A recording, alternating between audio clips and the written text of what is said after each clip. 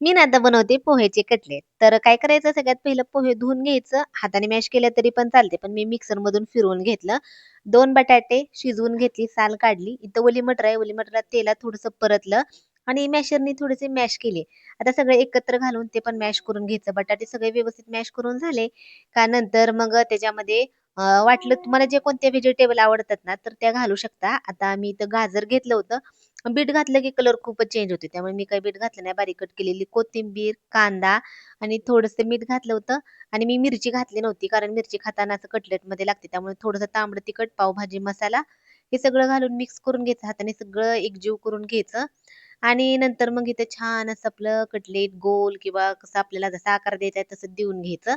तर मी असं चपटं असं केलं कोण-कोण असं गोल करतात. आणि आता आपल्याजवळ आता नाही ब्रेड. आता ब्रेड नाही म्हणून काय करायचं सांगू का? आता घरात टोस्ट बटर काय तर असेल ना, तर ते मिक्सरमध्ये फिरवून घ्यायचं. टोस्ट होतं. टोस्टला मी मिक्सरमध्ये ना असं छान असं फिरवून घेतलं आणि ते सगळं कोटिंग त्याचं लावून घ्यायचं. अगदी थोडंसंच तेल घालायचं. तेल काही जास्त घालायचं नाही. माझ्याकडून हे तेल जरा जास्त झालतं. तर थोडंसं तेल घालून अगदी कमी गॅसवर, मंद गॅसवर त्याला दोन्ही साइडनी भाजून घ्यायचं. जेवढ्या कमी गॅसवर भाजेल ना, तर तेवढे छान कटलेट होतात. तर हे कटलेट मी संचितच्या टिफिनसाठी केलते. कसं झालेत ना, ते नक्कीच सांगा आणि चला या पटकन खायला. व्हिडिओ आवडला तर लाईक, शेअर आणि सबस्क्राईब पण करा. बाय.